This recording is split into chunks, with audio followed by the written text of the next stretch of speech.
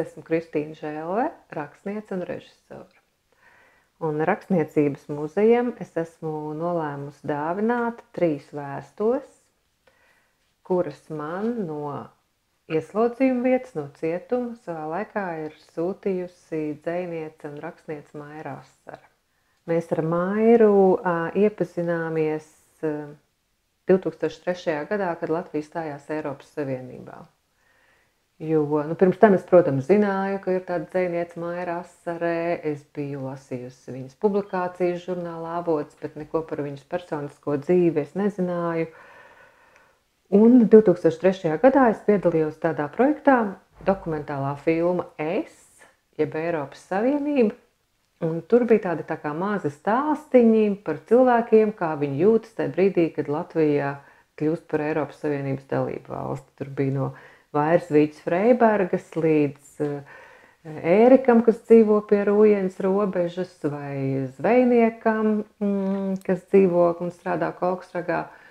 Un tad tajās prāta vētrās radās tāda ideja, ka varētu būt arī kāds cilvēks, kas ir ieslodzījuma vietā. Varētu būt sieviete. Un es sazinājos ar Rudītu Losāni, kas ir kapelāna Iļģu cietumā, un interesējos, vai tur ir tāda sieviete, kas gribētu un arī varētu tā kā reflektēt par šiem jautājumiem. Viņa teica, jā, mums šobrīd ir tieši viena dzejniece un rakstniece. Un tad es uzzināju, ka Maira ir nokļuvusi ieslodzījumā. Tajā brīdī viņa vēl bija tā dēvētajā pirms izmeklēšanas izolatorā.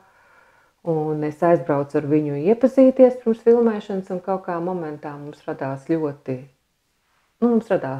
kontakts ar viņu. Tā mēs iepazināmies un notika šī filmēšana. Un pēc tam Maira vēl pavadīja vairākus gadus cietumā, un mēs sarakstījāmies vēl ar rakstītajām vēstulēm, jo tajā laikā e-pastu nevarēja uz cietumu vispār sūtīt. Tā kā šīs vēstules ceļoja starp mums, un 3 man ir saglabājušās.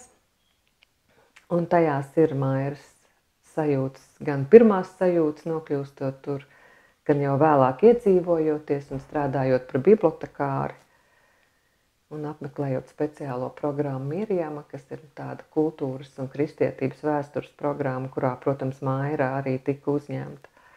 Tā kā, manuprāt, šī būs, ja kādreiz kāds pētīs Mairu Asari, tad šī varētu būt vērtīgs muzeja priekšmets. Bet galvenais jautājums, man liekas, ar ko Maira tur dzīvoja, vismaz tas, par ko viņa man rakstīja, bija tas, ko tālāk darīt ar savu dzīvi.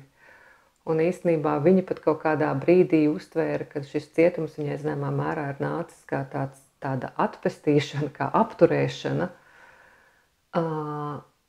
Un tur viņai bija laiks, lai gan interesanti, ka viņa visu laiku raksta, cik tur ļoti daudz ko darīt, jo viņa strādāja bibliotekā, un bibliotekā ir inventarizācija, un jāpāraksta viss grāmatas, un tad viņa tīra sniegu, un tad ir mēģinājums, ka īstenībā tur arī viņa bija ļoti aizņemta, ka cilvēkam arī tur trūkst laika, tāpēc nevar tik bieži uzrakstīt. Bet tas, par ko viņa domā, kā dzīvot tālāk savu dzīvi, ko darīt ar savu dzīvi, ar to laiku, kas viņai vēl ir atvēlēts. Tas bija viens no jautājumiem. Tajā laikā, starp citu, tieši bija uzrakstījusi savus stāstus, kas vēlāk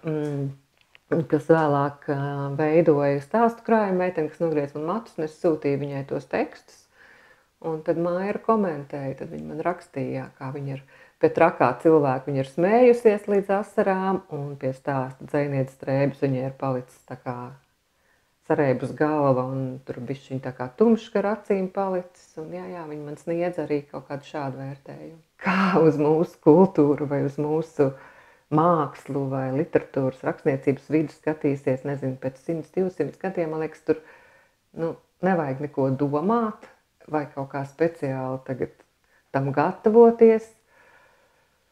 Man liekas, ka viss ir ļoti vienkārši, ka vajag būt godīgam, fiksēt savu laiku, savas sajūtas, savu attieksmi pret kaut kādiem notikumiem, cilvēkus, vidi, notikumus, kas tev ir apkārt, darīt to tiešām godprātīgi, bez kaut kādas izskaistināšanas vai vēlēšanās izlikties labākam.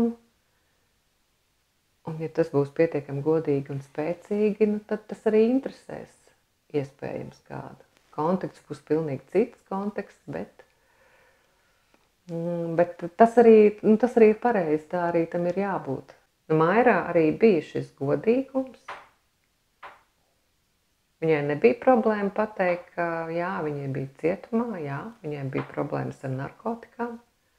Viņai ir šī pieredze, un viņš šo pieredzi arī izmantoja pēc tam savā dairadē, darbā Zona. Es neatceros tiešām, man liekas, dzejā, viņai arī patika īstenībā tā kā tvērties pie tiem tēliem, kas bija pirms šīs cietuma pieredzes, pie jaunības, pie mīlestības, pie ģimenes, pie bērniem, kad tie bija mazi. Bet viņa nekad arī nevairījās runāt par šo savu dzīves posmu. Tas, kas viņu reizēm bremzēja vai ierobežoja, drīzāk tas bija, lai sargātu savus tuviniekus. Bet pašai par sevi viņai nebija šīs aizsarga kārtas, lai būtu smuki, lai būtu labi, lai būtu pareizi, kā vajag, viņai tas nebija. Tāpēc es domāju, viņa arī bija spējīga rakstīt tik labu, godīgu dzeju, kas spēja uzrunāt arī citas dvēseles. Es atceros, ka jaunībā man vienkārši bija tā, tu apsēdies un raksti, un tu visu nakti raksti, un tu esi kaut ko uzrakstījis. Un tas bija apmēram tā, ka tev nāk tāds šampaniešu korķis, viņš tā izšaujās, un tu rādi raksti, un tev pat neinteresē, vai kāds to lasīs vai nē, vai ko viņš teiks. Bet tagad tomēr tas ir kaut kā pilnīgi savādāk.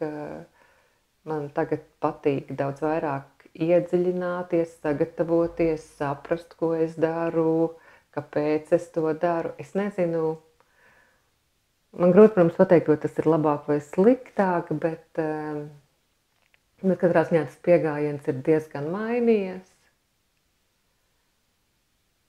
Un tas impulss var īstenībā būt jebkas. Tas tiešām var būt kaut kāds cits mākslas darbs, kas tev iedod atkal kaut kādu tur impulsu vai kustību. Tas var būt kaut kāds viens uzraksts uz sienas vai kaut kāda maza epizode, ko tu redzi dzīvē vai tramvajā vai kaimiņu sētā. Tas var būt arī kaut kas, kas atnāk analizējot sevi un kaut kādus personīgus notikumus, savu pieredzi, tā kā tie impulsi īstenībā ir ļoti dažādi. Bet arī, protams, tev visu laiku strādā tāda kā zemapziņa, tu strādā pie kaut kāda projekta, tu vāc tā kā.